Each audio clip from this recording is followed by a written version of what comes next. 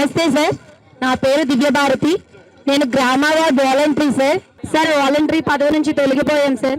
మీ హయాంలో మాకేమైనా ఉపాధి అవకాశాలు కల్పిస్తారని కోరుకుంటున్నాను సార్. గౌరవ ముఖ్యమంత్రి నారా చంద్రబాబు నాయుడు గారు చెప్పినట్టుగా వాలంటీర్స్ని కొనసాగిస్తామని చెప్పాం కదా. దాని అధికారులతో వెళ్ళి చూస్తే అసలు మీరు వాలంటీర్స్ ఎవరు కూడా ఏ విధంగా గవర్నమెంట్కి సంబంధం లేకుండా చేశారు. వైసీపీ వాలంటీర్స్ని వంచింది. ఉద్యోగాలు వాళ్ళకి ఏ విధమైన జీవో లేదు కదా,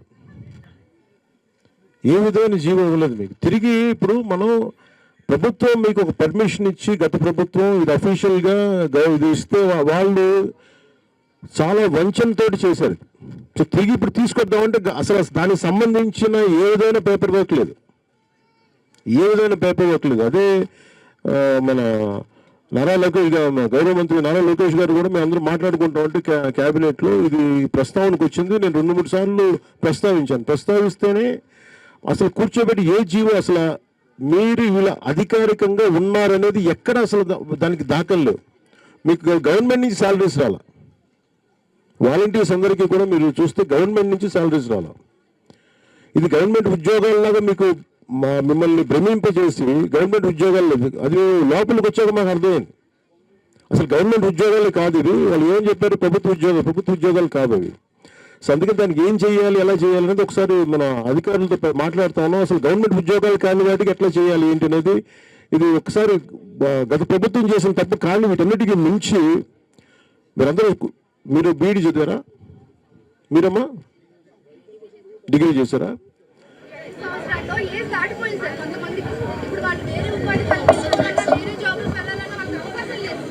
అంటే అసలు మీరు ఆ ఉద్యోగం పేరే చూడండి, వాలంటీర్ అంటేనే ఇష్టంగా రావడం, అంతేగాని దాని వెనక మీరు అప్పుడు ప్రభుత్వం పెట్టినప్పుడు చాలా తెలివిగా పెట్టారు. రేపు పొద్దున మీరు గట్టిగా మా ఉద్యోగం అంటే ఉద్యోగం కాదు, మీరు వాలంటీర్ చేశారు, ఇష్టపూర్వకంగా వచ్చారు, మీరు సేవ చేస్తానని వచ్చారు తప్ప దాని తగ్గట్టుగా అది జీతం అని పెట్టలేదు. దానికి ఏంటంటే ఆందోళనమో గ్రాట్యుటీ అని పెట్టారు. మోసం ఎలా చేస్తారంటే వాలంటీర్ అంటే ఇప్పుడు కలెక్టర్ గారు ఉన్నారు, ప్రిన్సిపల్ సెక్రటరీ, ఈవెన్ పేర్లు ఉంటాయి వీటికి. క్లాస్ 4 ఎంప్లాయో, క్లాస్ 3 ఎంప్లాయో, దీనికి ఏమీ లేదు. వాలంటీర్గా నేను ఇష్టపడి రెడ్ క్రాస్ వాలంటీర్స్ ఎలాగో విలేజ్ వాలంటీర్స్, విలేజ్ బాగు కోసం మేము వస్తాం, దానికి గౌరవార్థం మేము మీకు కొంత డబ్బిస్తాం. అది కూడా ఎలాగా వాళ్ళ ఇష్టానికి. అది కూడా ప్రభుత్వంలో ఫైనాన్స్ శాఖలో ఎక్కడ కూడా దీనికి హెడ్ ఉండదు, దానికి ఏం కేటాయించలేదు దానికి. సో చాలా తెలివిగా ఉద్యోగాలు ఇచ్చినట్టుగా ఇచ్చి ఒకలాగా మనకి చదువుకున్న యువతని వంచారు.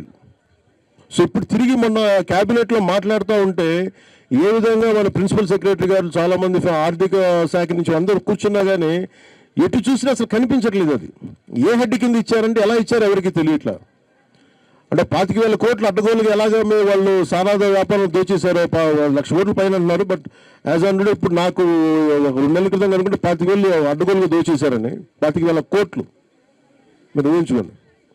సో ఇట్లాంటివన్నీ మనం సవరణ చేసుకుంటూ వస్తున్నాం. ఖచ్చితంగా వాలంటీర్స్ మీరు జీవితాలు బాగుండాలని మనస్ఫూర్తిగా కోరుకున్నాము. దాని తగ్గ నేను ఎదుగుతాము.